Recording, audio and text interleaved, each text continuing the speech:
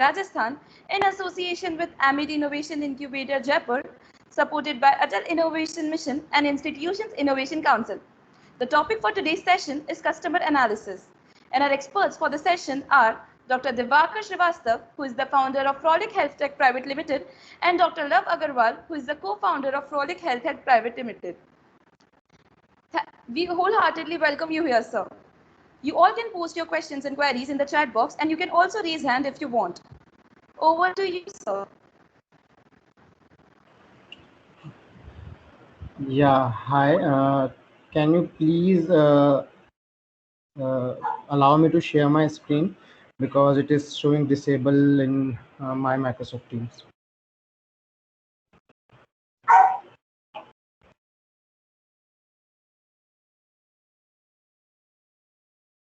So you're a presenter now. Yeah, thank you very much. Yeah, let's just.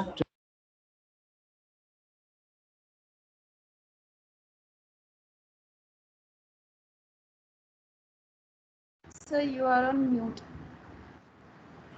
Yeah, I was on mute. I know. Is my screen visible? It's uploading, sir.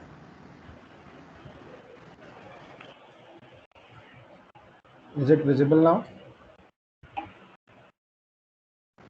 No, sir, it's uploading.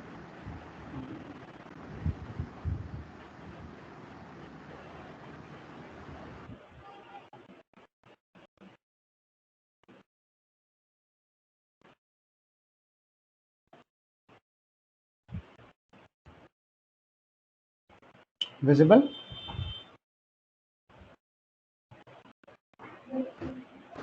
Stop presenting and again reshare your screen, I think.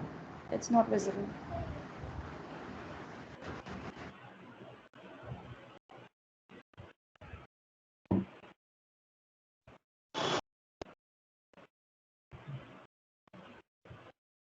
Is it visible now?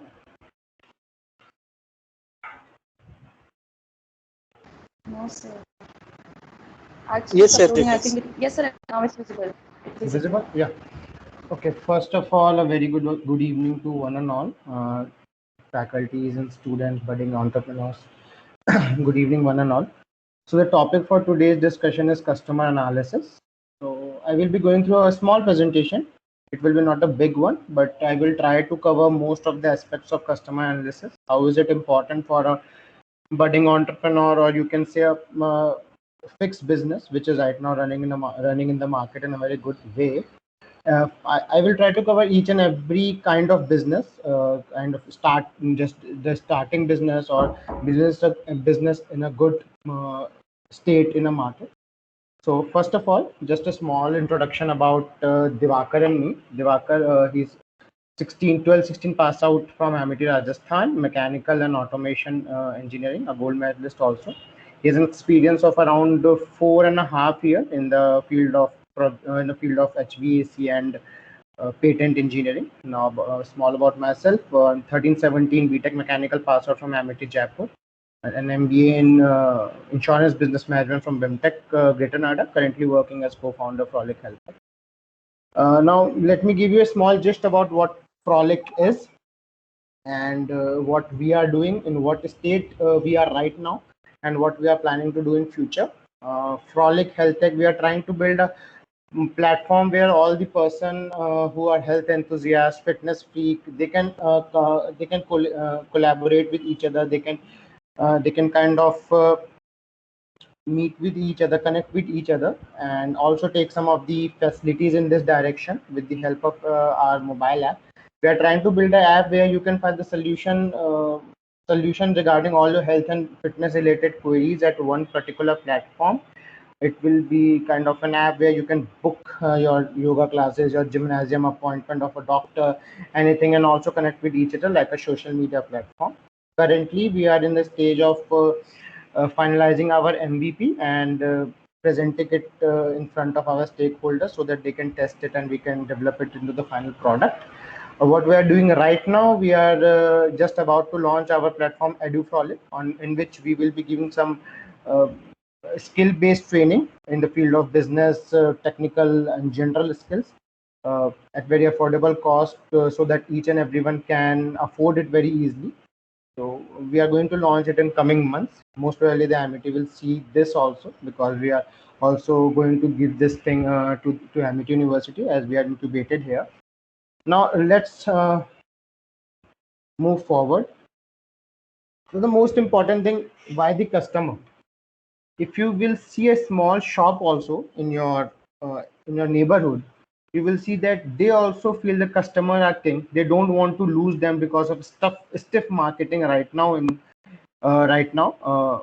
also stiff competition right now in the market, and due to this particular corona pandemic, the competition in the market has also increased. So currently no one want to lose his or her customer, and want to make his or her customer base properly, so that he can get a good amount of income out of them. So let's first of all, let us see why the customer first, and why customer analysis is very important, either for an entrepreneur, or for a budding startup company, or for a company which are already present in the market. Why it is important for that? Why it is important for that also? First thing is, customer satisfaction is the focus of market oriented firm. Any firm which is in the market, which is supplying, which is dealing in the product, which can fill the gap present in the market, their first and foremost thing is the customer satisfaction. If the customer is satisfied with their product, with their services, he or she will come back to that particular company to avail their service or product. For example, if you see the if you see the insurance industry, there are many examples right now floating here and there, that most of the insurance companies were not able to pay the claim at right time. So we can see easily that the customer are not going into that direction and want to change their insurer in the next financial year. And you can see many other places, like what Nokia, when the Android was not developed, what the Nokia was used to as a mobile phone, that most of the customer want to buy that particular product due to their sturdy product, due to their good service, and better thing as compared to other mobile companies. So they were providing a good customer satisfaction. But as and when the new technology arrived in the market, the market shifted to other players also, as they were kind of good in customer analysis, that they found out what customer need at that particular time and provided them with those services. So here you can see how the customer analysis is important, and how the customer satisfaction is also important, how they are interconnected with each other. If we move to next point, that development of firm's marketing strategy begins with its customer, or more specifically with the definition of the target market.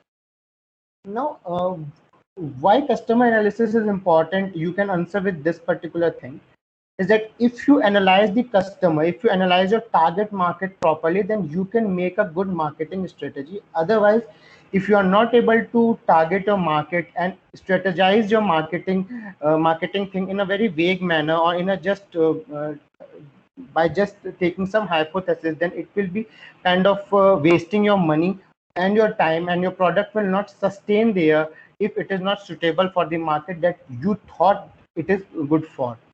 So the most important thing is that target your market very well, and then strategize your thing. Then make your marketing strategy, either how to show the advertisement to the crowd, how to post your product on the social media account, which social media account you have to target, which city you have to target. Either you should target tier 1, tier 2, or tier 3 city.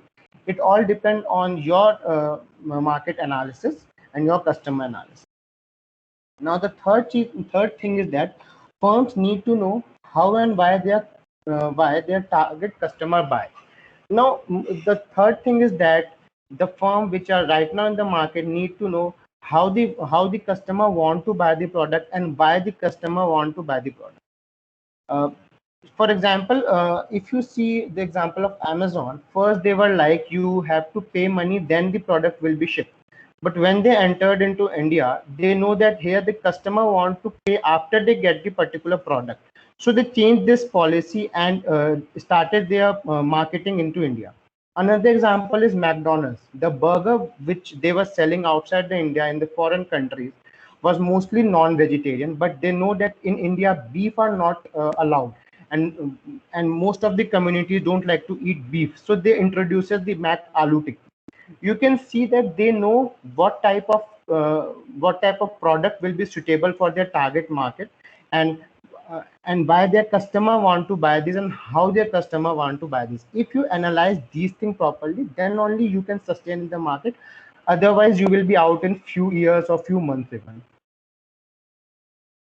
Going forward, the company have to understand the customer behavior, or we can say that what are the aspects which are affecting the buying decision process, or which are giving a positive thing to buying decision process. That if a company understand these things, then it will be good for them to sustain in a market for a long time and will not exit the market in a very short duration, or in a duration they have never thought of.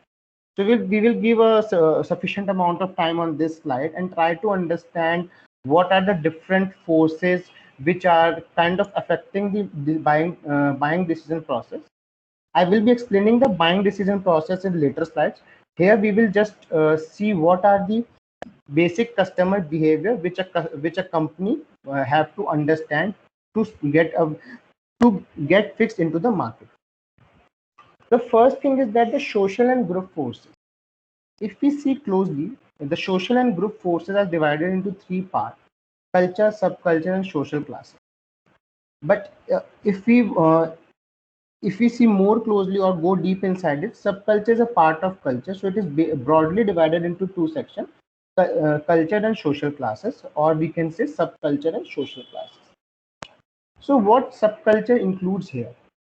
It includes the nationalities, religion, ethnic group, and geographic region.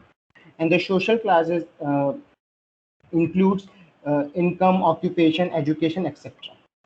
Now, how these will decide the buying decision, how these will impact on the buying decision process, let's see. For example, if you just take a normal example of luxury car segment, you will not find that each and every class will able to buy a luxury car like Lamborghini, BMW, Audi. I'm talking about Lamborghini, it's much higher. Let's talk about the normal sector: BMW, Lamborghini, Audi, or a normal sector, even the Toyota Fortuner, a Toyota Fortuner, or any SUV segment, SUV car which is above 25 lakhs right now in the market on road price. In this for this, a particular segment will only buy or invest his or her money into that car, because that require a different high level of income. So with relation high level of income, which also require occupation which can provide a level of income to that particular person.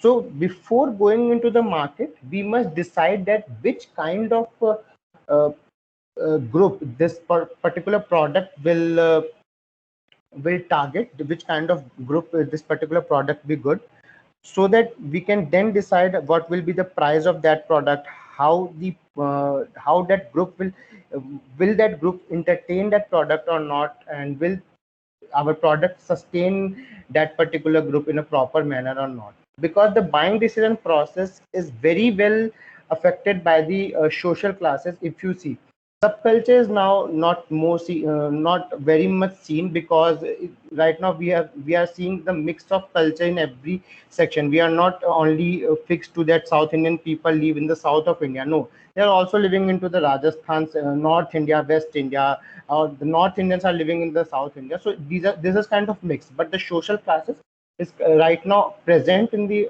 market. And yeah, they very much analyze the product before buying it.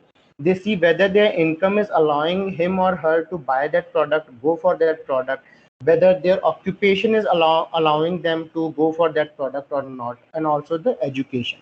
Because the education impact in a very broad way, because an educated person, yeah, an educated, here I'm not talking about the degrees or the what he or she has, a BTech, MBA. No, I'm just talking about the simple education, what he knows, what he learned from the surrounding. Here it is also kind of giving a good direction of how a person should buy a particular product, whether he or she will able to analyze the particular product or use that particular product in a very proper way, or whether his or her investment is right for is right and right to buy that particular product. So yeah, these three things are kind of impacting very much on the buying decision process: the culture, subculture, and social classes. Now, the second thing is psychological forces, which include the motivation, perception, learning, beliefs, and attitude. Now, let's go through the each part.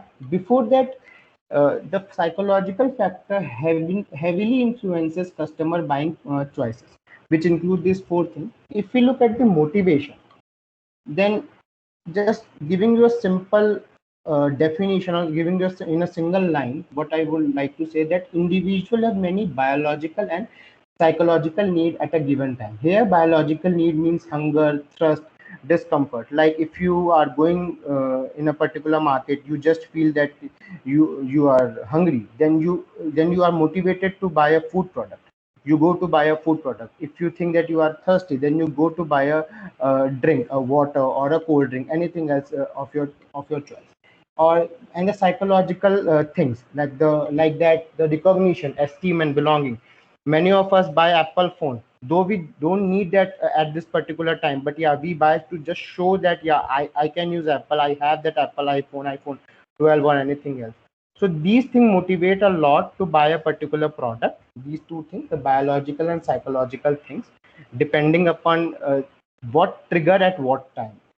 Now the perception. If I talk from a bookish language, what a motivated individual actually does is heavily influenced by his or her perception of a particular situation.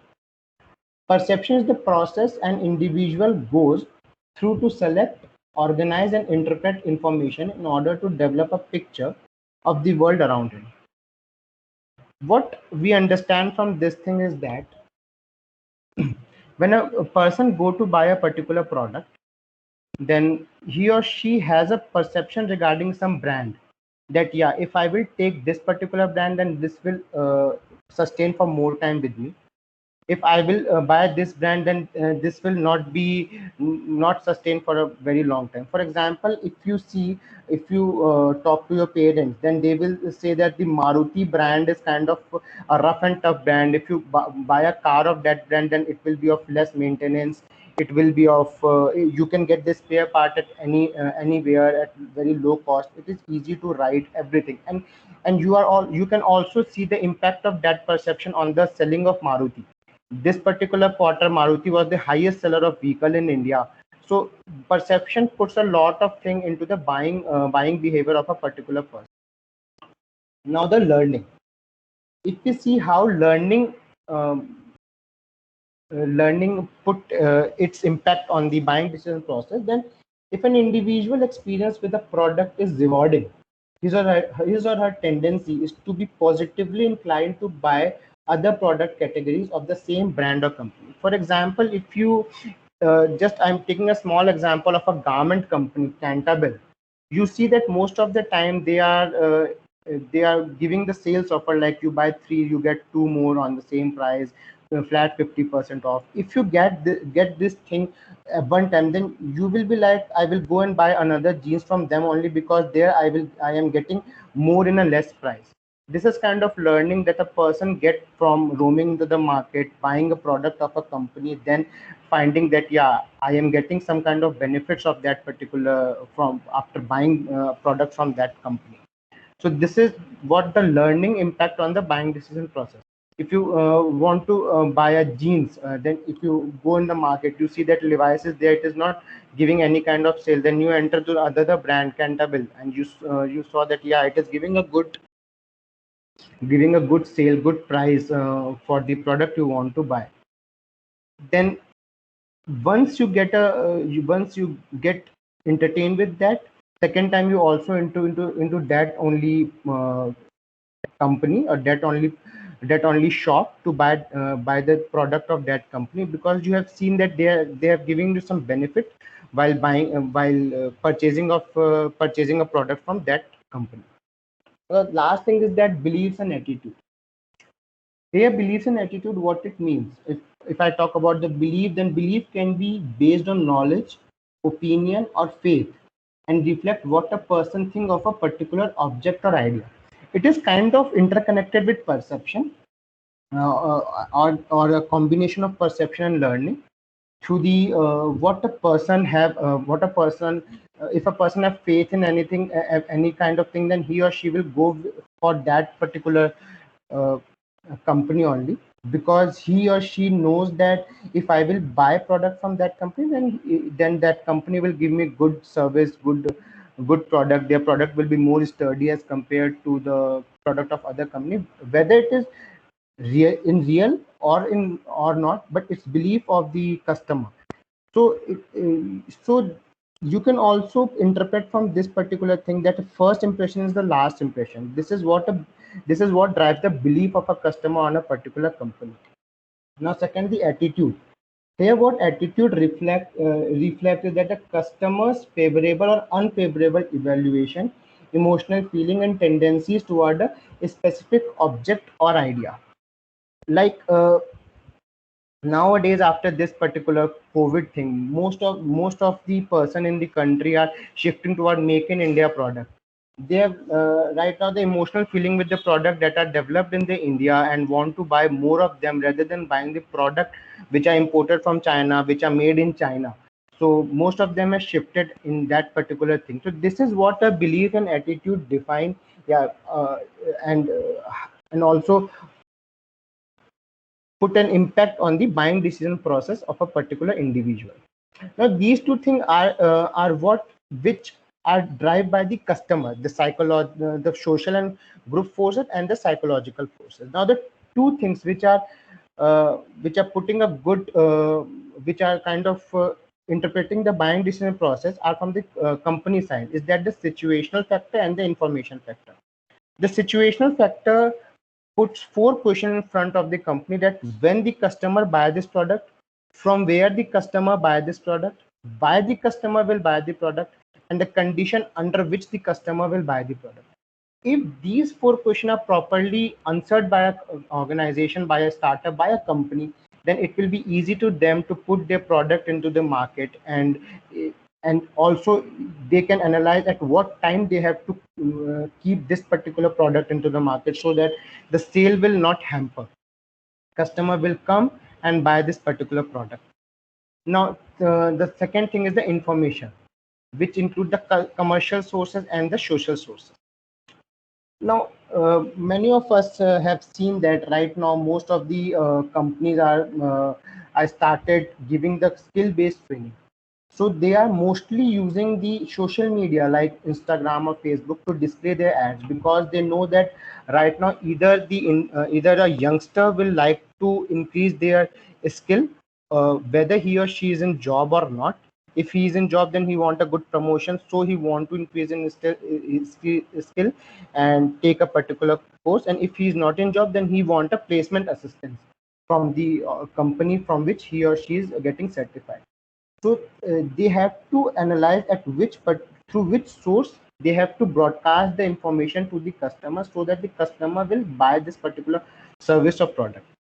Also, if we if we take the example of this only, then we can answer this four question also, that when the customer buy and from where the customer buy, why the customer buy, and condition under which the customer buy. For example, if I take an example of an online course in the field of data analytics, which is right now right now a term which is very much in the market. So this is the time when customer is going after this particular course, because once the World Economic Forum has given a list in which it has written, the World Economic Forum has written that data analytics is in the top 10 most demanding skill right now. So the organization then understand, yeah, that this is the time when customer will like to buy this course from us. Now where the customer buy? for example, right now the COVID era is going on. So we know that the customer won't come offline to attend the class. So the online platform is being right now very much into the demand. They want that online platform, that the class should take place on online platform. Why the customer will buy? The three things: either he or she want a promotion or increment into his current job. Second, he want to change his job. Third, he's not working right now and want to start his career afresh or change the direction of his or her career. Now, the condition under which the customer buys, this is kind of same with why customer buy. What are the condition under which he's in a pressure or he's in a influence to buy the particular service or product from an organization? So from this we can understand that what the customer behavior uh, is regarding buying a particular product, or what are the behavior which are influencing the buying decision process of a customer regarding a product or service of the company, broadly divided into four parts: social and group forces, psychological, situational, and information. Out of which, if we see, the social and psychological forces are driven by the customer, and information and situational factor are more or less driven by the organization side. If they are able to answer this in a proper way, then yeah, they can kind of change the buying decision process of a particular customer or a target market. And also from this image, you can see that there is kind of interconnection between the social group and social and group forces and psychological forces, and information and situational factor are kind of working in an individual manner. Now going to the next slide, understanding how consumer make this buying decision. Now we have seen in the previous slide that how the customer will buy a particular product, what are the main factors through which the customer will what main factor which are influencing the customer behavior in buying a particular product. Now in the next slide, we will see how consumer make buying decision, how a particular consumer which is going to use that particular product will will make the decision. Excuse me, sir. Yeah, Sir, your PPT is not visible. wait. From Sir, which it's slide? visible. I guess you have some network issues. Sir, it's visible. Visible now? Yeah. But sir, a slide is not changing. Only customer analysis is visible. Wait.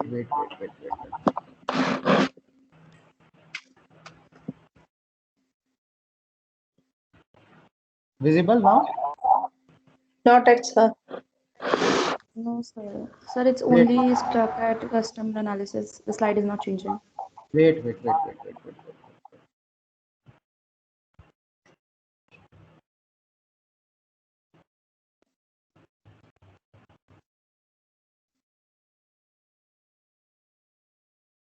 Now, which slide is there?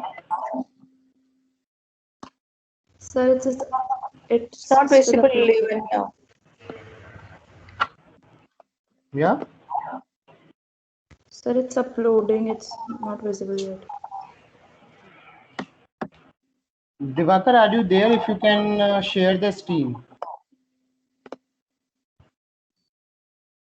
Yeah, I'll just once.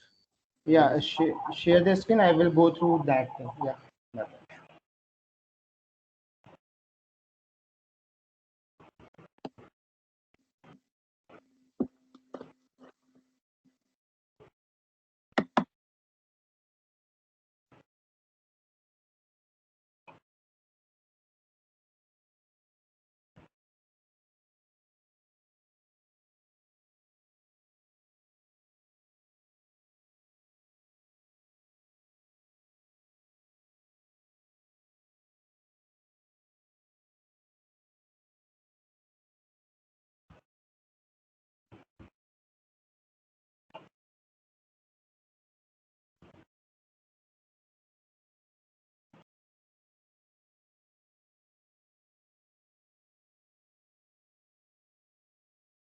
Diwakar is sharing.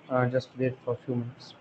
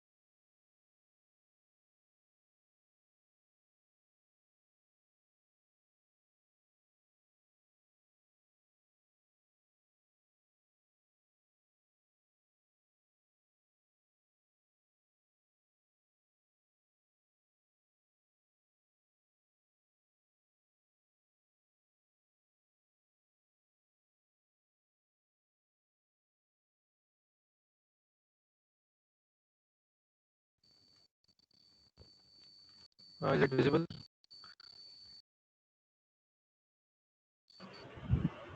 Uploading, yeah, uploading. Yeah, visible. Yes, sir, it's visible now. हाँ, third slide पे ले लो. हाँ.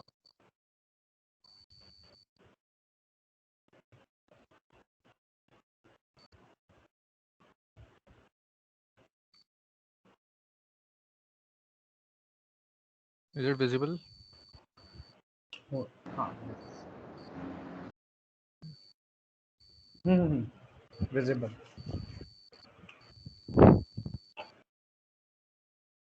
Visible to everyone? Yes, sir. Yes, sir, Yeah. visible. Thank you.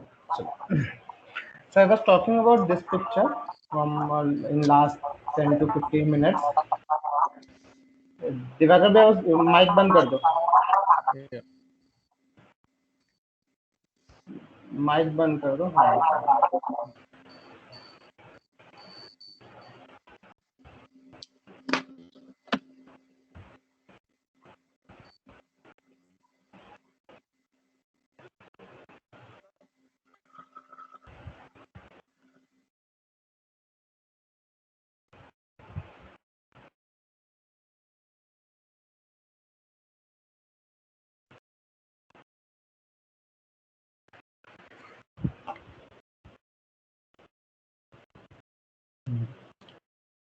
Now presentation open कर दूं. Yeah, sure. Yeah, I was talking about this picture when the presentation was not shown. I think it's network issue or what, I don't know. So yeah, these are the main factors to a company have to see if they want to understand the customer behavior. Now going to the next slide. Next slide. Yeah.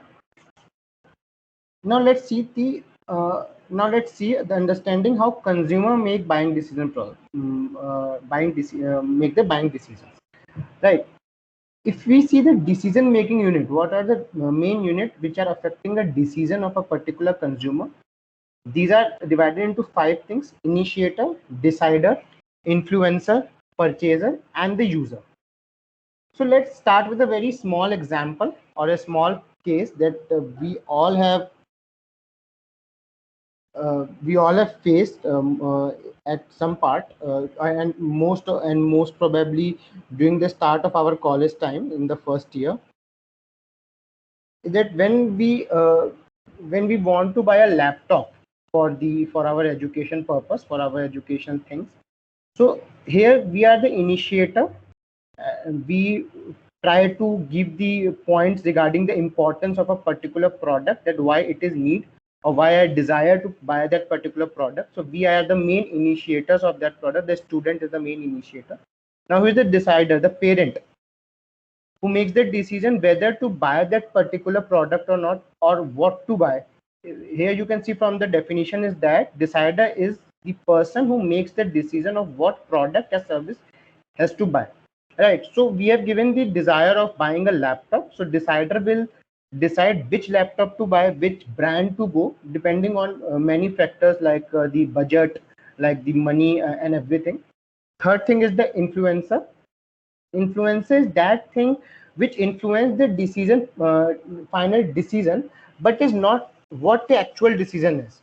Influences like the brand, it can influence over the final decision whether I have to buy a HP laptop or a Dell laptop or a Apple laptop, anything. So it kind of it influences the final decision, but it is not the actual decision, because actual decision uh, uh, is influenced by many other factor. It has another factor also.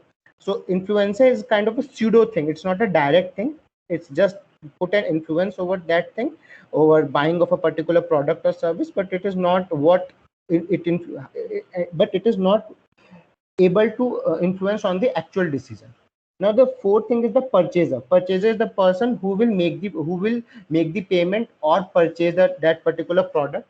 It can be the initiator or the decider, or it is not every time uh, same as initiator or decider. It is not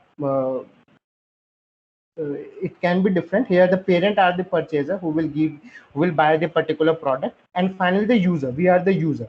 Most of the time users and initiator are the same, or if you kind of differentiate user and initiator in this particular example, then you can only see the initiator is the college or the academic institution which have written in its mail that yeah, the student have to buy the laptop of this configuration. This can be in this particular range. So these are the initiator. Now the parents are the decider. Influencer is the brand, what influences the actual decision making, what can influence over the final decision making, but not the actual decision. Purchaser is most probably the parent in this particular case, and finally the user, we are the user of this particular thing. So so these five things is one of the is the most important decision making unit regarding how a consumer make the buying decision. If we find the answer, if we target on a very if we target in a proper manner uh, on a particular decision making unit, then we can decode that whether our product will sell in the market in a proper way or not in a coming future. Next slide, Diwakar.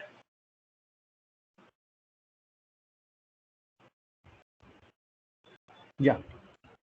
Now this is what I have shown in the last figure in the slide 3, that what are the consumer buying decision process. What is the particular process? Those are the uh, decision making unit, and this is the process. What the process it is a stepwise thing of which includes 5 steps. First is the need recognition, then the information search, then the evaluation of alternative, then purchase decision, and the post-purchase behavior. Let's see each thing one by one. Need recognition. If we want to define this, what is the need recognition? Is that what the product or service we want at this particular time. At this time, what are the product we want? For example, if we can see in this COVID era, most of the working person or even the students are shifting to the fast internet fast internet or the broadband services, as most of the thing has shifted to online platform. In most of the places where there are very much disruption into the electricity, most of them are going to buy the inverters so that they can work seamlessly during this time. So this is the need regarding a particular product or service. You can see the example, due to the COVID days, high need of buying health insurance policies in the market. Most of them are giving their desire to buy a health insurance process. Whether they buy or not is the second question, but yeah, they are showing interest in buying uh, uh, that service or product. Now the second thing is that information search. When you show your need regarding a product or a service, you go for the information search regarding that product. For example, if you want to buy a mobile, then you go on searching that yeah, this is my budget of 10,000 to 12,000. So these are the alternative into this. These are the model. For example, just giving you a small thing. Last week I want to buy a mobile because there's a need of it, because my previous mobile is broken. So I start gathering information regarding different brands in the budget which I have. Being a startup owner, I have very low budget. Yeah. So I fixed my budget to 10,000 to 12,000. I was like, yeah, just list the product which are present in the market. So I went for Samsung, then Redmi, then Motorola. I listed on the product which are in the range of my budget, giving the best service, best uh, functions in a particular mobile set. Then after listing down whole mobile brand and mobile sets in this price range, I started evaluating all of this, and then also try to find some of the alternative. For example, what I started doing, that I started going for Samsung. I want to buy a Samsung mobile, but I also started finding the alternative, just for the sake, what if it is not available in that shop in which I am going to buy the mobile phone, right? So I also started searching about the mobile offered by Motorola. I started searching about the mobile offered by uh, this another company Redmi. Also, I started doing that. If I will buy a tablet and buy a small phone, then tablet can do more work for me as compared to mobile, and it will come into my budget. This is also an alternative I also took an alternate. I also make this an alternative, that whether this is the time I should buy, or I should drop for some days, so that I can buy a latest product which is going to come in the market in next few days. Then finally, the purchase decision. After evaluation of the alternative, searching of information, sorting and filtering each and everything, doing a proper analysis, uh, I went to a particular decision that yeah, I will be buying either this model or this model. Now I bought a particular mobile, Samsung M11, let it be. Then I went for the next step, the post purchase behavior. Post purchase behavior is the thing that also help the company to grow. Post purchase behavior, I start using this mobile and start telling to some other person that I have bought this mobile Samsung M11. It is doing a good job. They good job in terms of what I need. They are giving good services. The product is good in the price range what I have decided. This is the post purchase behavior. You start kind of doing marketing of that company in a free manner. You start telling your friends, your family member, that you have bought this product and it is good. You can also go for it if you want to buy this product. So these 5 steps: need recognition, information search, evaluation of alternative, purchase decision, post purchase behavior, are the step which influences not only your decision but also help in influencing the decision of other consumer, which is going to buy a product in coming future, or at that time only. So these 5 steps, the whole scenario is packed in these 5 steps, but it has a very broad influence on different buying decision process that company would like to understand and would like to decode. Next slide, Diwakar.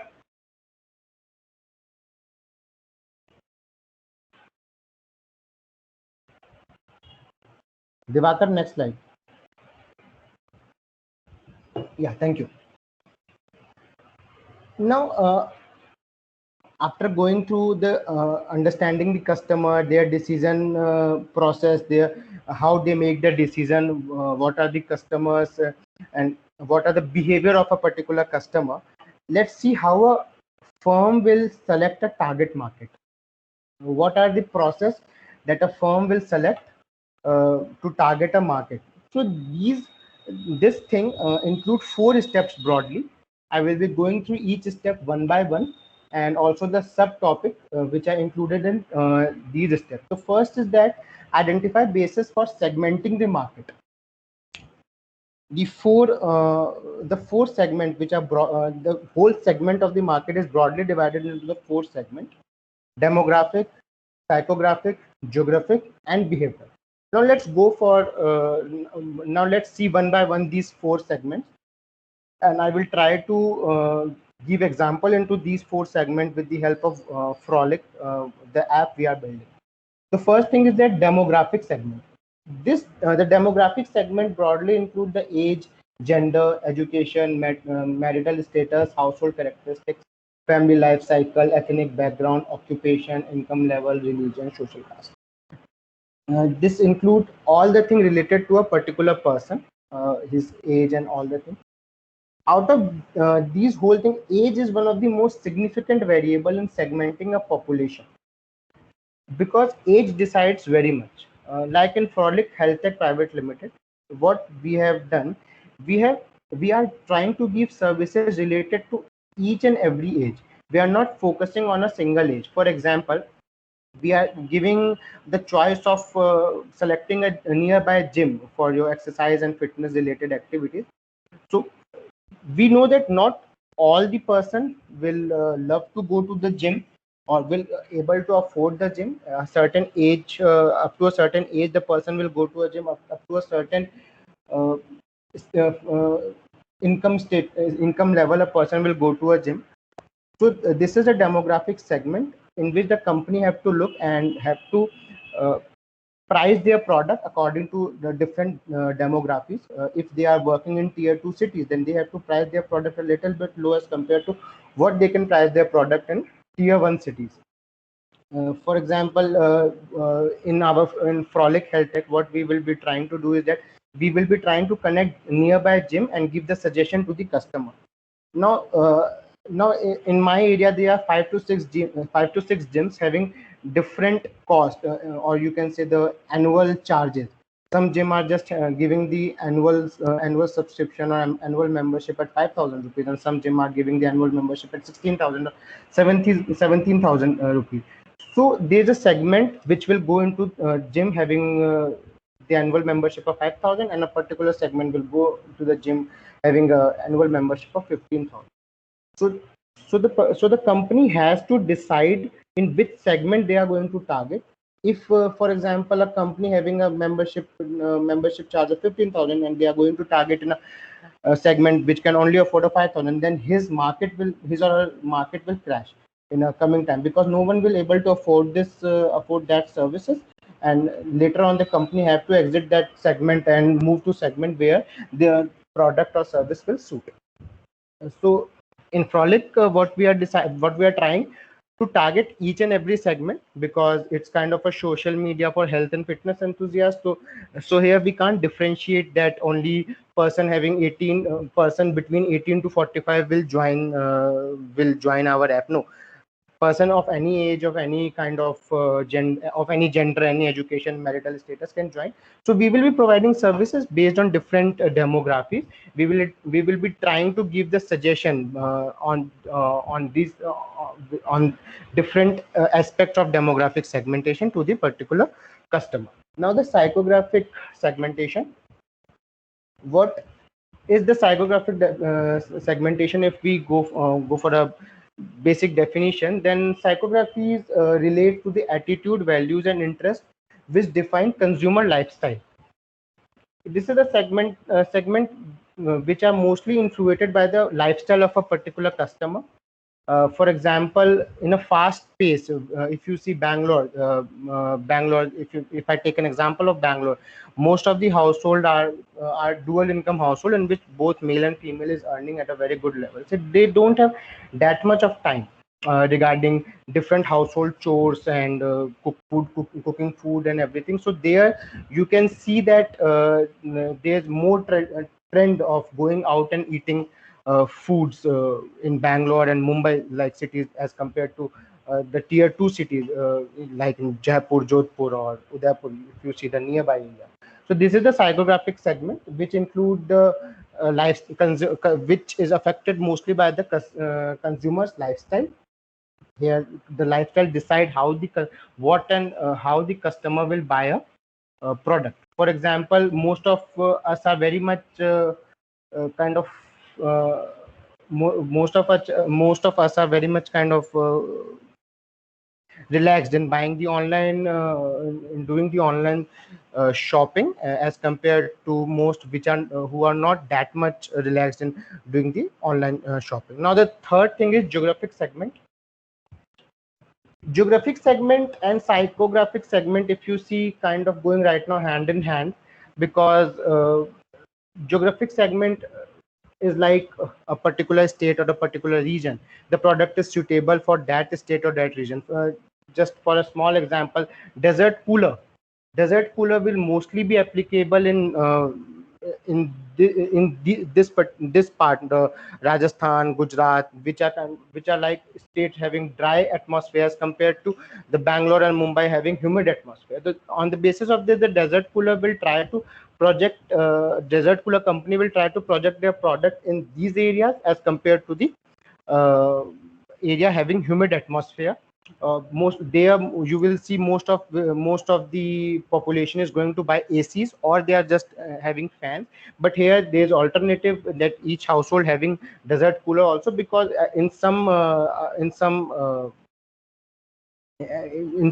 for some time the desert cooler will do a good job and will act as a good alternative for air conditioning. Now the behavioral segmentation. if we see the behavioral segmentation, I go for a normal definition. So in behavioral segmentation, consumers are grouped on the basis of their knowledge, attitude, usage, and response to specific product or service. So this is mostly more or less based on the knowledge of a customer for a particular brand, for a particular organization, for a particular startup. Most of the people right now having a not that much good attitude toward buying a product or service delivered by a startup as compared to the company, as compared to the product given by a well established organization. Also, you can see that right now the attitude toward buying Chinese product is very low as compared to buying the product of different countries as compared to the China. So these are the things which come under the behavioral segment. So the company has to target or has to segment their market properly depending on the product or services they are providing or they like to provide in coming future. If we talk about the startup, then what the product and services are they are going to provide. So if I take an example of Frolic, so for the demographic segment, here we are not dividing it on the basis of the usage of properly Frolic, but yeah, we will try to give the notification to our customers regarding the services and the product based on their demographic. We will try to segment the notification based on the demographic. Now the psychographic, if we take uh, talk about, if we take and talk about, if we take with respect to the Frolic, then here also we will try to give the services, slightly different services in the metropolitan cities as compared to the tier 2 cities, because we know that the lifestyle there is slightly different as what in the tier 2 cities. Then the geographic segmentation will also impact on the services or product provided by us. For example, in most of the area, talking about mental health is not felt that much good. They are like, they don't want to talk about mental health, but in most of the area it is kind of, yeah, okay, it's good to talk about mental health. So we will be focusing on that also, that where we can give the notification, or we can tell about the customer that you can book the mental health services through our app or not. And finally, the behavioral segmentation, uh, that we have to look on that also, that which will like to join on a platform developed by a startup, who are the target customer will like to join the platform which is been recently developed. So we are looking on that thing, and also targeting in the same way. We will be putting marketing campaigns to target to solve the behavioral segmentation prospect. Where second slide, ये वाला explain आप कर दो एक बार.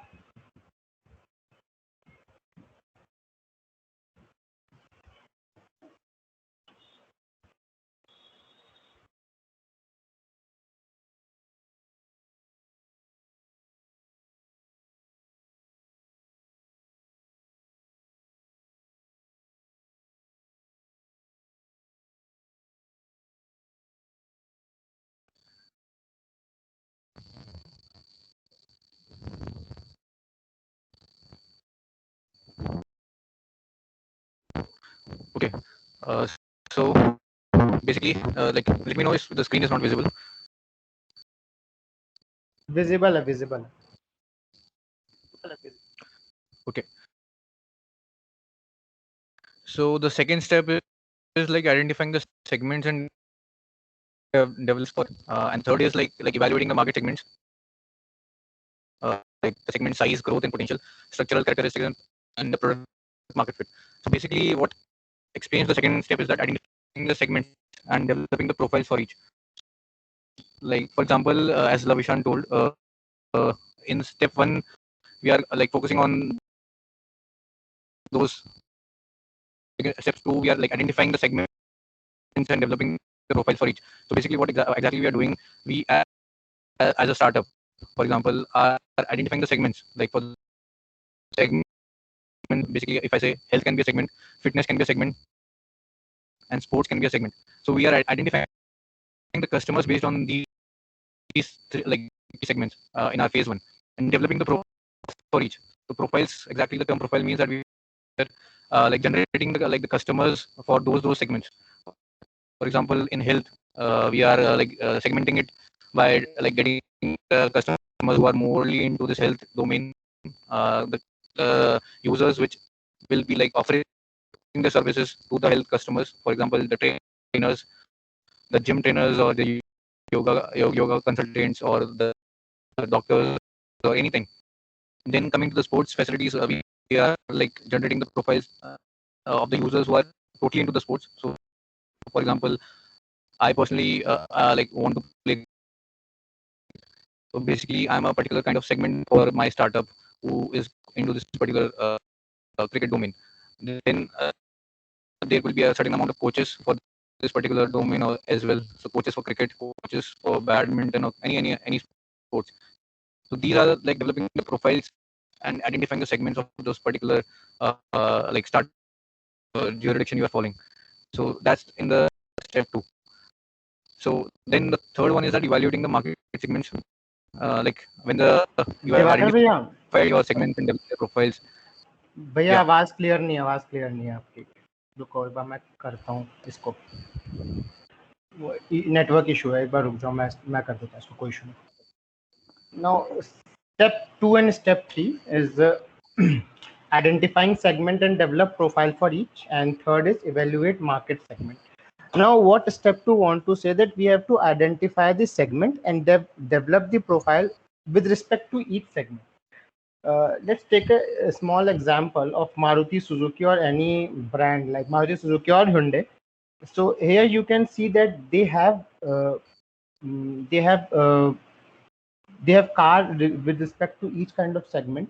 They have small cars for the segment with low income group. They have they have sedan or hatchbacks having with slightly more facilities for a segment of income group in segment of slightly high income group or different occupation, or they have sports utility vehicle which is targeting mostly the very high income segment or the segment having larger families or living in joint families, so that they can in a one shot 6 to 7 members can go from one place to another. So based on the different segment, we have to develop a profile and then project our product to each segment. This step is very much important, because if a company is working in different segments, then the company has to look individually in each segment and build a profile on an individual basis for each segment. They can't take each segment into one bucket and work single-handedly.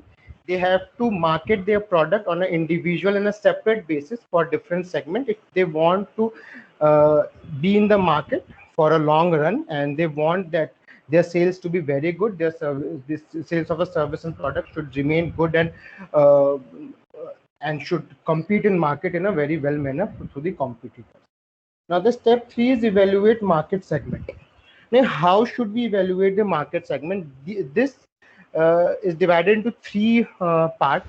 Before going that, first let's see what is this evaluate market segment means. If I go into the proper definition or a book definition, then choosing which segment to target is a challenge for firm and require vital skills, because selecting the wrong segment can result in wasted money and missed opportunities in more profitable segments. What I was telling in last slides or from past few minutes, that if you choose the wrong segment and launch your product in a wrong segment, then it will not work well, and you will waste your money and time, and also the opportunity with respect to the opportunity if you launch your product into the segment which will welcome your product in a very well manner. Like for example, if we launch our product first in the segment which are food lovers and not the health and fitness freak, so it will be like a very bad thing for us, very bad for Frolic, because the foodies will not entertain our product or entertain our service, and they won't download and take the benefit of Frolic. So we have to launch our product in the segment of people irrespective of their age, who are very much into the health and fitness or related services. Now now if we look into the three subtopics of evaluate market segment step, the thing is first is segment size and growth potential. Before going to any segment, we have to see what the size of that segment, how big is that segment. Currently, the segment of age 18 to 44 is quite big, and the potential of a product growing into that segment is very much. They can spend money for buying a good service or good product. So we have to evaluate market on the basis of this, that yeah, this is a segment having a good size and the growth potential of our product or service is very much into this segment, so we can launch our product in this. Now the second thing is that structural characteristic. What structural characteristic is? It is analyzing the competition, the segment's level of saturation, opportunities for protection, and environmental risk. From here, what we can see, it includes four things. The structural characteristic includes four things. First is analyzing the competition, the segment's level of saturation, opportunities of protection, and environmental risk. I will go one by one for in explaining each and every point. First, the analyzing the competition. Analyzing the competition means when you launch a product, we will not feel that we are the best in the market, we are going the best. We must see our competition in a positive manner. What are the competitors around, and we should make a plan how should we deal with our competitors, so that we will be always in the first position in this run of acquiring more and more customers. So analyzing the competition is kind of very much important, as it does not only deal with ourselves but also the surrounding and also the competitors available in the market. You can also see with a daily life example is Nokia. When they analyze the competition that their mobile business is going in very much loss or kind of shut down, then they analyze it and took Android into and launched the mobile devices with Android Android softwares.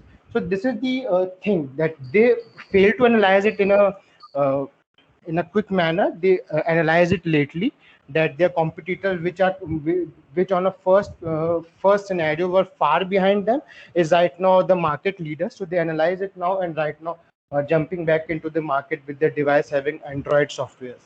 Now the second thing is the segment's level of saturation. Now what the segment's level of saturation means, it means that whether this segment is totally saturated or it has gap that it can be filled. What it means, that if you launch a product which is fully saturated, launch a product in a segment which is fully saturated, what it means that it will not going to entertain your product, not want to invest money into your product, or there is no gap that your product can fill for this segment, then it is very much a vague idea for launching your product or service in that segment. So we must look at what is the saturation of this segment, or in a normal word, if I say, for how much time this segment will sustain, or for how much time our product will sustain in this segment and will able to fill how many gaps which are present in this segment. Now the third thing is that opportunities for protection. Now what is this? The opportunities for protection mean the possibility of patenting products or taking advantage of any barriers to entry. For example, how can I explain that? If a particular organization is entering into a market and is taking advantage of the barrier or restriction which are there in a particular segment, for example, if we see few years back there was a mobile phone by, I think, Eyeball, which is only targeting the segment of person with age 60 or plus, or we can say the senior citizen segment. There is a barrier that they won't use the smartphone, right? So here they launched a phone of different type with with larger keypad, larger numbers that a particular elderly person can easily see and type. Also, they don't introduce complex function into their mobile. So they took the advantage of this barrier and launched the product and went successfully for the went very successfully into this segment. So sometimes the barriers are also the point which kind of profitable for some organization if they make an alternative or they take those barriers in a positive manner. Last but not the least, for each segment, firms need to consider potential risk arising from the economic, political, or technological changes. The technologies are changing in a rapid manner, so the economic things are also changing in a rapid manner. So the company have to make a proper risk management proper risk management strategy, so that they can easily fight with the economic potential and the technological changes, potentially political and the technological changes. This is what the environmental risk means. They have to look what how the economy is changing in last few years, in last few months, and how it will project itself in the coming time, and how my product is going to hamper with that change in the economy. What are the political changes and what are the technological changes? uh, for example, if there's any shift into the if suddenly if we see there's any shift into the mobile windows, like right now we have Android, tomorrow there will be an XYZ mobile UI or mobile software, then if the company which will quickly shift to quickly adopt those technological changes will sustain again in the market, and the company which resist those changes uh, will have to certainly exit from the market, because right now most of the person are adapting the technological changes in a very quick manner. So company has to look into it in a very proper manner and analyze these four things, namely the competition, segment level of saturation, opportunities for protection, and environmental risk, so that they can sustain in a long run market. Now the third thing is product market fit. What product market fit is? It is simple as a it is simple it is just a simple thing that it is the degree to which a product satisfies a strong market demand. Yeah, whether a product which is launched is able to satisfy the market demand or not, or it is just launched just for the sake that, yeah, I want to launch a product, just launch it. No, you have to look whether I will be able to satisfy the market demand, or I am just going for the sake that, yeah, my competitors launched this product and I also want to launch the product. No, you have to look whether your product will be able to satisfy the demand or not. So you have to analyze whether your product or service is going to be a good market fit or not, because this will also decide the long run of your product. Bear next slide.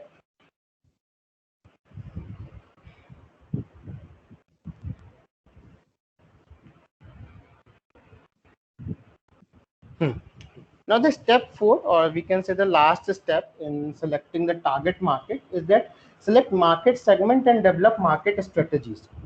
So marketing strategy should be different for different segment. If you are targeting different segment, there are many companies who are targeting only a single segment.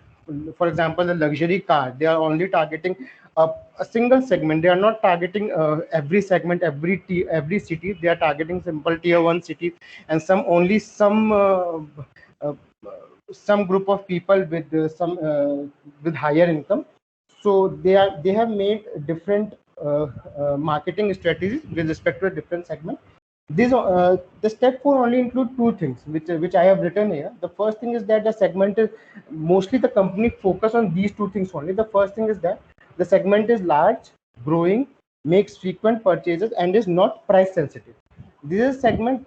This is a segment mostly if we look ourselves, if you look around, then we are the people which are right now into this segment. We are very large, growing, or we are adapting things changes in a very very quick manner. Also, we are frequent purchaser. most of us are like in first year we bought a particular mobile, then in third year we bought another mobile, in fourth year when we pass out we have a job in our and we buy third mobile. So these are kind of frequent purchases that we are making, and we are not the price sensitive right now. We are just going for the features. Yeah, we like this feature, whether we are using that or not, but we want to buy.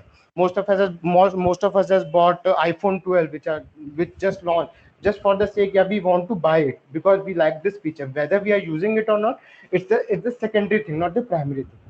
The second thing is that the firm has the resources and capabilities to compete for a share of market and can serve the target customer better than the competition in a profitable way.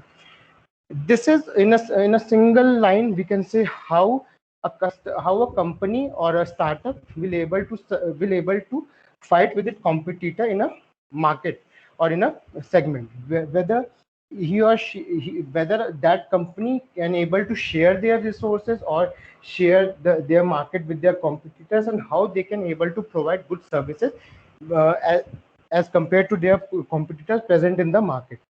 You can see a very normal example of quota coaching industry. There are many coaching industry which are targeted only one thing, the IIT and NEET coaching. The only thing what they are giving, how much selection they can give at the end, with the help of the study material they will provide to the student. So this is, so the quota coaching industry lies in the second segment, that each and every coaching industry has the capability to share, has the capability to compete for share of the market. Each have good teachers, good study material, everything, and they can compete with each other for the particular share of the market. And more, and out of those competing with each other, some are better and providing, some are better with respect to the other and are at the top of the hierarchy in providing the number of selection at the end of the day. Where next slide. Now what this image want to convey, it's a very normal thing, or kind of a thing which is differentiating a market strategy into two parts. First, differentiated marketing strategy, and second, undifferentiated marketing strategy. What are these things? Let me tell you. Differentiated marketing strategies means the firm operate in several segments and develop different marketing program for each segment.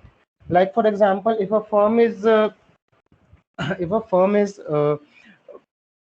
present in both for the younger segment and for the older segment, and they are projecting their product in a different way suitable to the needs of each segment, then they are working, or they are in the differentiated marketing. And undifferentiated marketing here implies that the firm ignores the differences between the segment and uses the same marketing program for the whole market, right?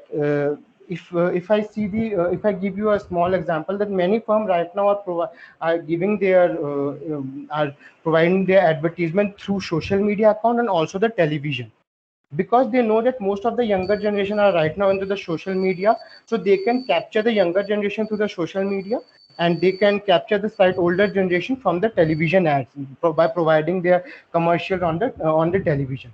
So they have developed different kind of strategies for different market segment based on the age.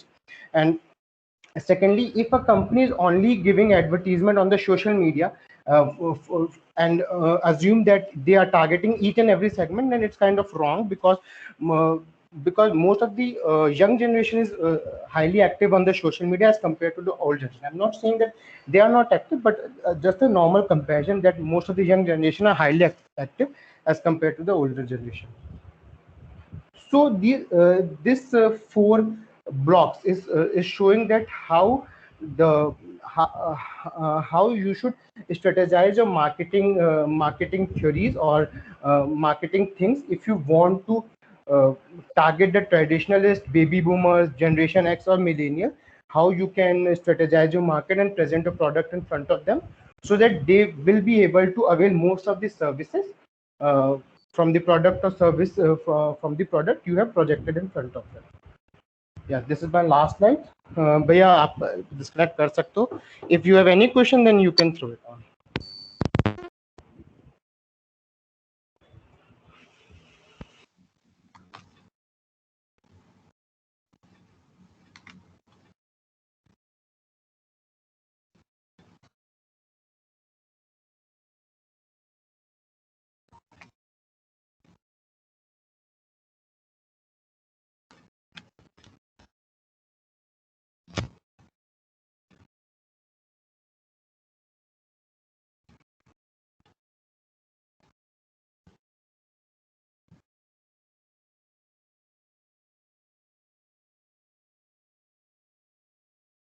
Yeah. So if there is any questions, so let us know.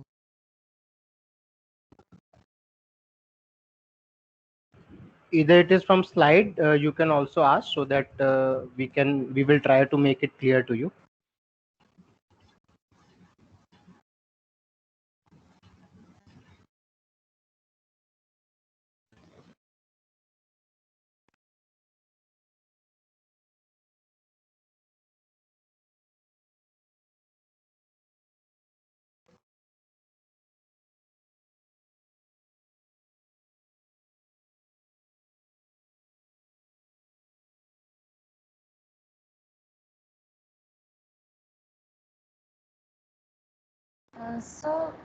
One student is asking about last slide.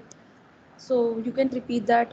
Um, Which slide, the last one or second last, which one? Let me open that and you can. yes, sir. The one student asking in chat box about the last Divak slide. Divakar, एक बार slide open कर दो. Yeah.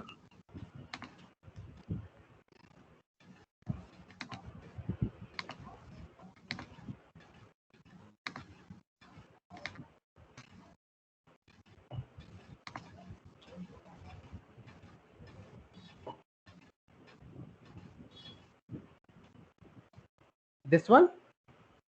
Yes, sir. Last slide. Yeah, this is the last one. Yeah, from here, Yes. what I want to show to you that how what strategies you could take to target a particular segment if you are working into differentiated, if you are working in differentiated marketing strategy. For example, you have a product which is good for every segment, like traditionalist, baby boomers, generation X, millennial. So if you are projecting your product or service in a same manner to each and every segment, then it will not be that good, because some segment will try to compare it with the product available earlier, or some segment will not able to understand what you really want to say. So you have to make market strategies based on the segment you are targeting. Here what I have written that for example, if traditional is what I have written, that respect history, focus on value, refer to opinion leaders. So these are some of the just ideas what a company can use to make the marketing strategies if their product is also targeting the traditionalist. Now the baby boomers and offer choices, focus on needs, effort to status brand. These are some of the ideas. For example, if you are launching a mobile, so there is nothing that Apple iPhone can be bought only by the person with the age of 60 and up, or a person with the age of 18 to 44. But you have to project your brand in front of those segments in a different way, which should be kind of the the thing which they can understand easily. For example, if you are showing it to the baby boomers section, then you have to tell them about what the status you will take if you buy this mobile phone. You have to show what are the needs that this mobile can fulfill what are your needs that this mobile phone can fulfill, like most of the mobile phone is showing that it can take good selfies. Right. So these are the things which this generation is using more. For example, if you are going for the traditionalist section, then companies are showing that our mobile is also present, also available in 27 languages. Right. So these are the things which you can differentiate on the basis, and you can present with respect to the market segment you are targeting. But the product is same for all the segment. Only the functionality you have to show you have to show with respect to the different segments you are targeting. Yeah, I got a question that when we do market study, all these target market need to cover. No, this is not necessary that all these target market should be covered. It depends wholly on you and where you want to project your product or the service. It depends on you and the organization. Some companies are only targeting a specific market. For example, the for example, the Huggies and Pampers, they will not target the market segment of 18 to 44. They will target only the babies market. They will show what the benefit the baby will get from this, or they will target the newly parent who has just become the parent. They will target that market, and what benefit you will get if you will allow your baby to wear this uh, you will allow your baby to use Huggies or Pampers. So it depends on totally on you and your company, which market segment they want to target. You don't have to cover each and every segments.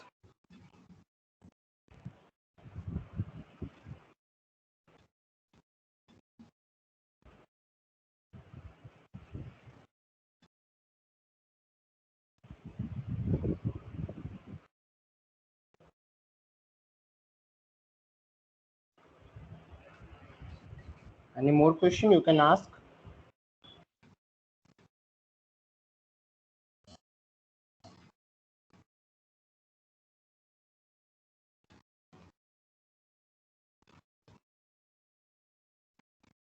Sir, I think no one has any further questions.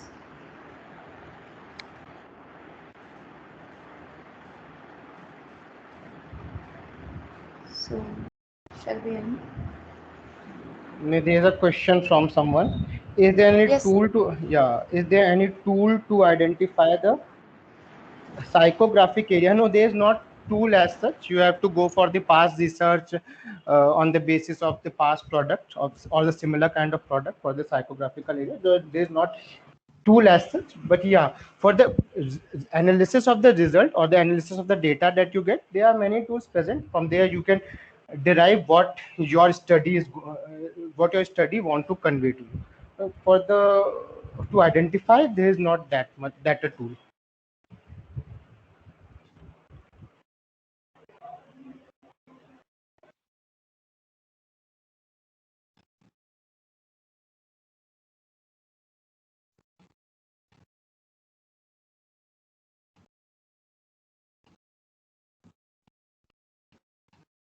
One more question: how to decide which segment use in a scenario? Behavioral, psychological, demographic, geographical. How to decide which is more appropriate in a how to decide which segmentation used in a scenario? Okay. Behavioral, psychological, demographic, geographical. How to decide which is more appropriate in a situation? Yeah, this depend on the type of this depend on the type of product you are launching. You have to go for the segmentation part. You have to go for everything, in which segment the product will be a good fit, and out of that you can then definitely find out which will be the most important one. But as far as if I say to you go for each segment once, with respect to the product, with respect to the problem that you will be solving by launching a product or service, and how it will be able to solve will depend on how good the study you will do with respect to each and every segment.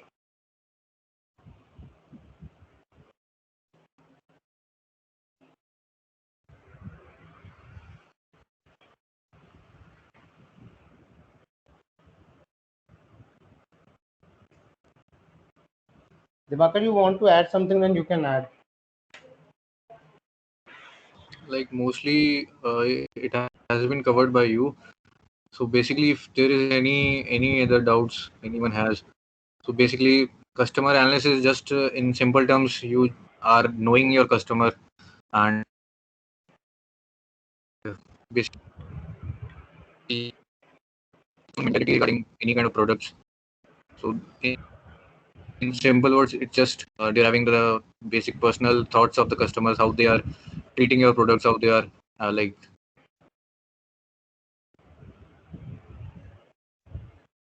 Yeah, there's a pricing strategy influences with segmentation. Basically, yeah.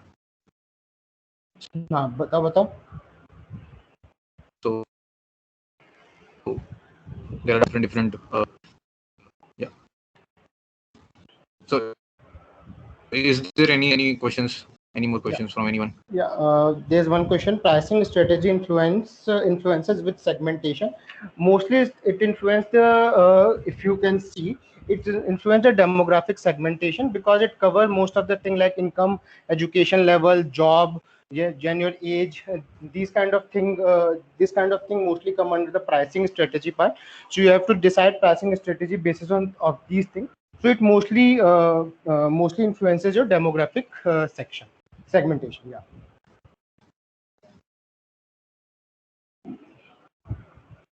because you can't keep the price of very high for a low level income group as compared to what you can keep price for a high level income group.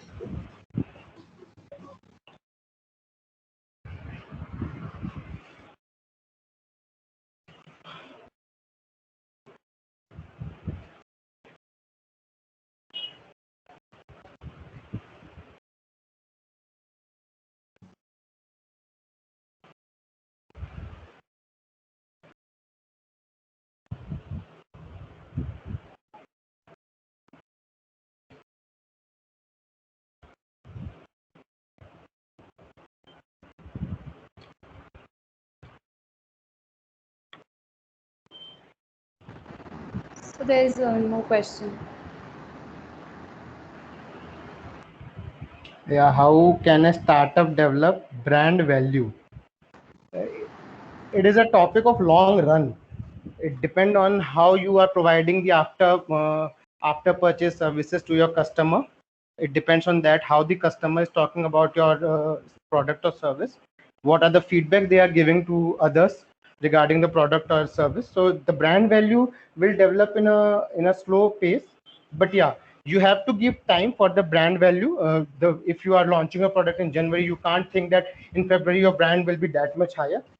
You have to take some time. Treat every feedback in a positive way. Try to solve if there's any negative feedback and convert it into positive. Try to give best after purchase service to your customers. In this way, in this manner, the brand value will increase slowly. Yeah.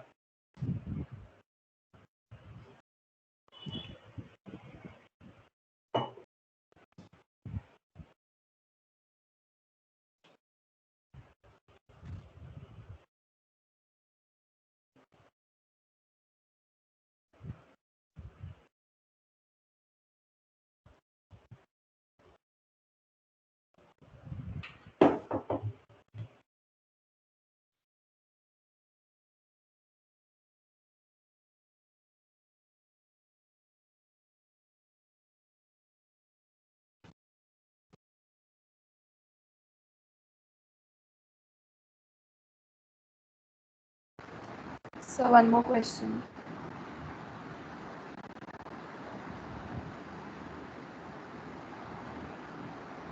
So there's one more question in chat box. Yeah. What are all the effective steps to eliminate the risk factors? Yeah, for the elimination of risk factor, first of all, each and every organization, as it is right now also made compulsory, that you should have a proper risk manager with your firm. And if you are a startup, then first of all, try to study the market very well, your competitors, what are the service provided by them, and where you are lagging, right? Try to study each and everything properly. uh, don't try to go into that market which is not suitable for you just for the sake that your competitor is also present there. Focus on your market very well. Yes, the main nutshell that if you study your market in a very good manner, study your customers, study your target audience, then most of the risk can be eliminated very easily. Because for a company, for a budding company, the main risk is the competitor, what they are providing, the services provided by their competitor. So we have to study all the services given by the competitors, and then make our product or service in that manner which can provide better things to the customers, so that you can be on the top of the hierarchy.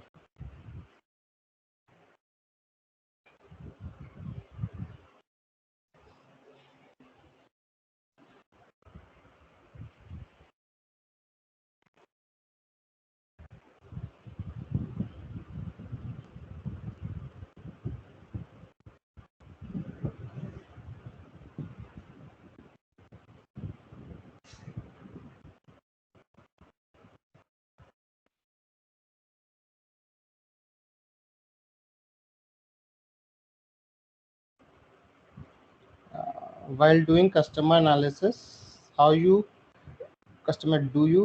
big should be the sample population taken into the study? Okay, for the customer analysis, how big the sample population you should take? Yeah, देखो, for this calculation of the sample population, there are two ways. first of all, there is a mathematical calculation on the basis of which you can take the sample for the analysis, so that you can target the whole audience based on the result, find out that study. First thing.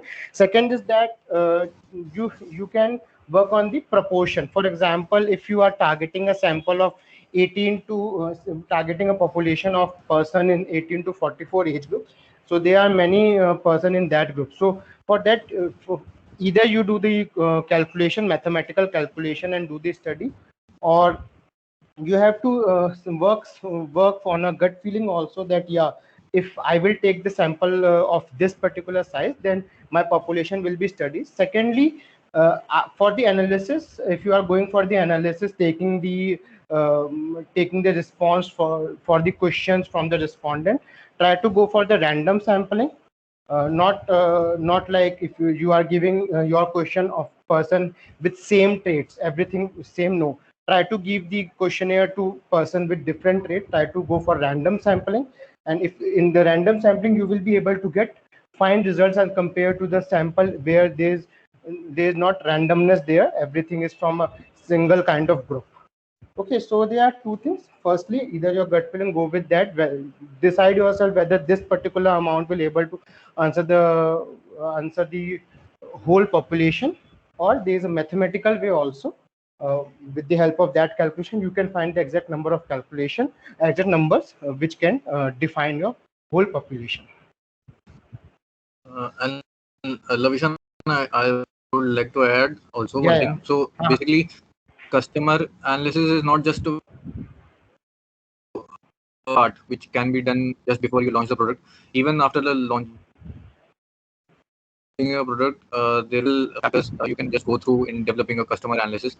So if your product reaches to like 10 people, and after that, like 5 are giving you a good feedback about those particular features you have put in the product, so you can just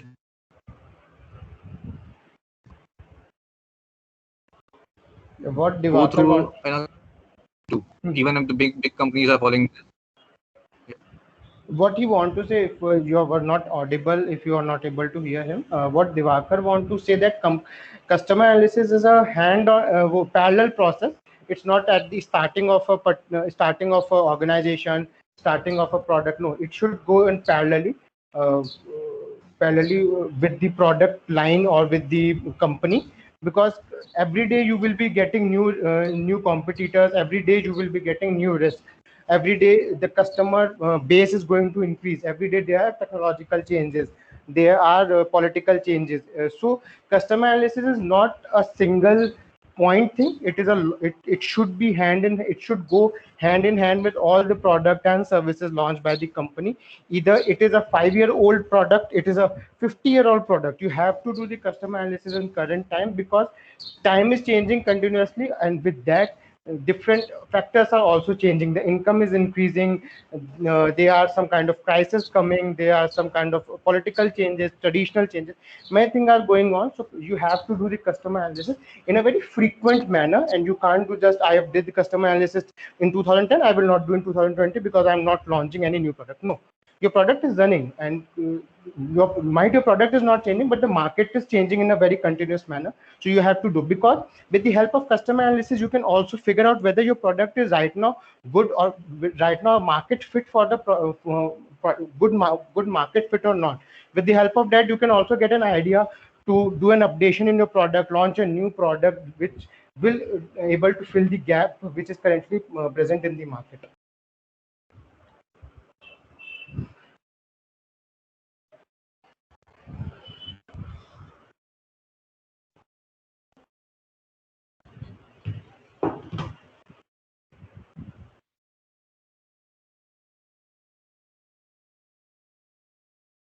Sir, there was one more question, product strategy tips.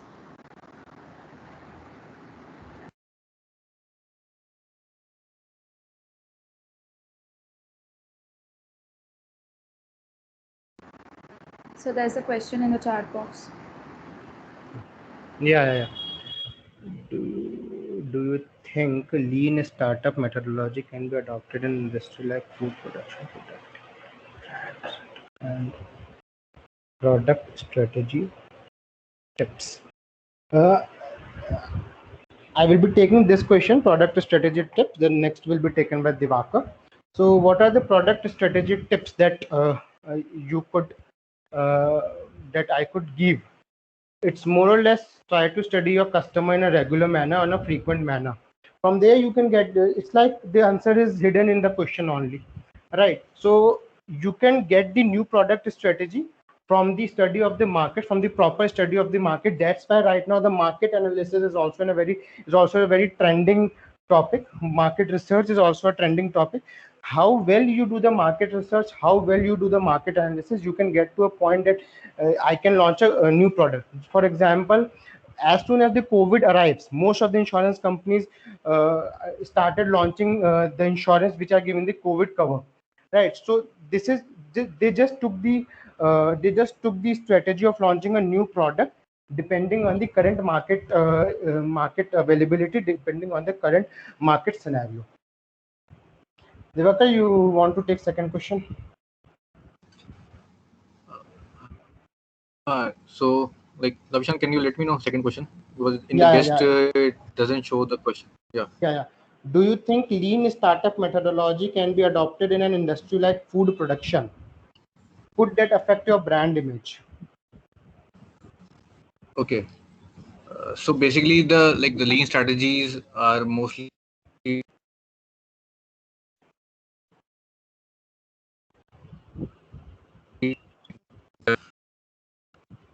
the growth of Patanjali and everything, which they are actually following this lean strategy.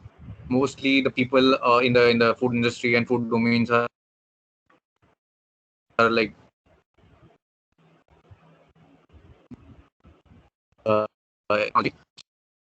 I think this is something which is the current demand in the particular sector, the food sector. Basically, the recent growth of Patanjali developing the lean technology in this like the mass productions of their particular products. So like I had just recently read about the case study of Patanjali. So definitely they showed up like most of the these are sitting upon the lean technology, and they affected the market and like the dominance of the other particular, you can call it Nestle and everything. They are quite like efficiently affected because of this. So I think in coming 5 years, obviously they'll have a good dominance of this lean technology, which is the next target of all these food building startups.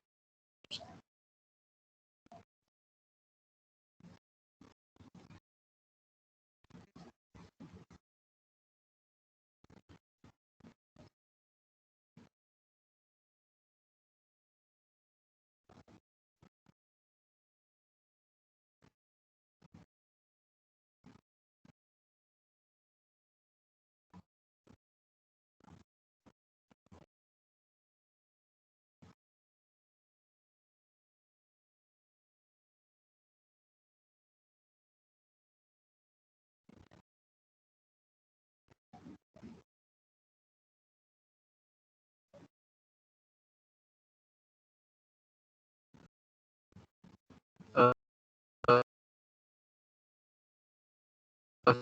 so Harshika, is there any other question? Because Yes, I don't think there's any other guest list. question. So your voice is cracking actually. So sir, I don't think there's any other question. So can we end? Yeah, sure. There's one question. As a startup, what minimal financial resources, how to get access to market research studies which are expensive, how can we rather do it in an economic way? Attend Monday's session on market research. I will cover this also. Not an issue. Because this is a part of market research. I will tell you in that session. I have covered in my slide there.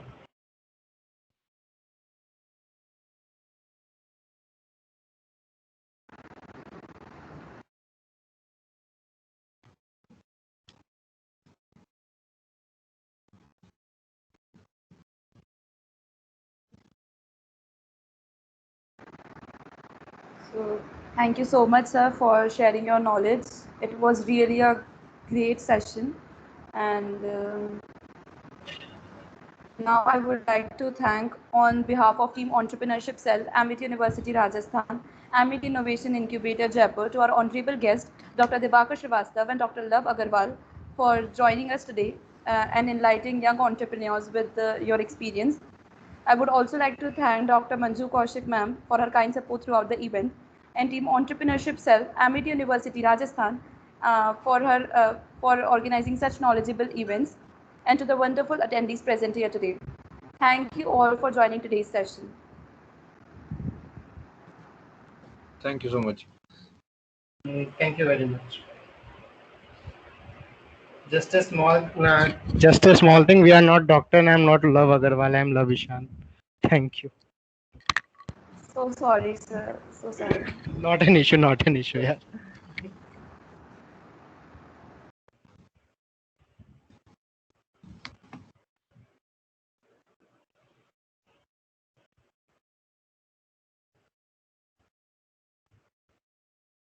Vikas, sir.